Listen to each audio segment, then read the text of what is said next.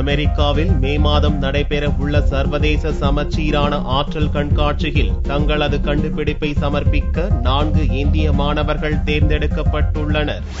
அமெரிக்காவின் ஒலிம்பியாட்டில் சர்வதேச சமச்சீரான ஆற்றல், பொறியியல், சுற்றுச்சூழல் கண்காட்சி நடக்கிறது. இக்கண்காட்சியில் 4 இந்திய மாணவர்கள் பங்கேற்கின்றனர். இவர்களை இந்திய அறிவியல் சங்கத்துடன் இணைந்து IIT சென்னை, மத்திய எலக்ட்ரோ கெமிக்கல் ஆய்வு நிலையம், அண்ணா பல்கலைக்கழகம் மற்றும் அக்னி தொழில்நுட்ப கல்லூரி நிபுணர்கள் தேர்ந்தெடுத்துள்ளனர். 3 ப்ராஜெக்ட் செலக்ட் ஆயிருக்கு ஃபார் இன்டர்நேஷனல் ஐஸ்வீப் சயின்ஸ் ஃபேர். அது இவ ரீஜனல் சயின்ஸ் ஃபேர் பண்ணிட்டு நேஷனல் சயின்ஸ் ஃபேர்ல பண்ணிட்டு வின் பண்ண students. So they are going to represent India in ஐஸ்வீப் இன்டர்நேஷனல் USA.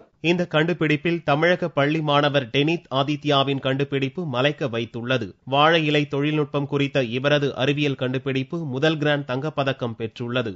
சென்னையைச் சேர்ந்த பள்ளி மாணவர் அஞ்சனியின் கண்டுபிடிப்பு உயிரியல் தொடர்பான செயல் திட்டம். இவர் 3வது கிராண்ட் தங்கப்பதக்கம் பெற்றுள்ளார். இவர்கள் தவிர குஜராத்தைச் சேர்ந்த மாணவிகள் மன்சி நிலேஷ்பாய் தல்சானி மற்றும் கைரவி தீபக் பாய் ராச்சாடியா ஆகிய இருவரும் வீண் பிளாஸ்டிக் பொருட்களில் இருந்து தண்ணீர், வெப்பத்தை எதிர்க்கவல்ல செங்கல்லை உருவாக்கி சாதனை படைத்துள்ளனர். This brick is not only used as a brick but also many of the materials.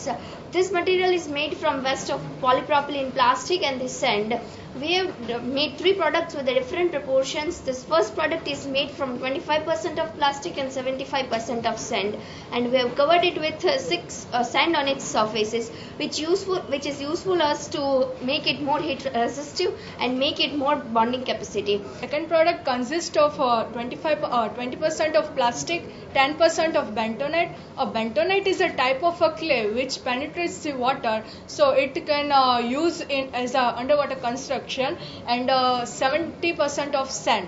This product have many of the applications, like it can be used in underwater constructions, in pavement areas like paver blocks, and in elevations, pillars, etc.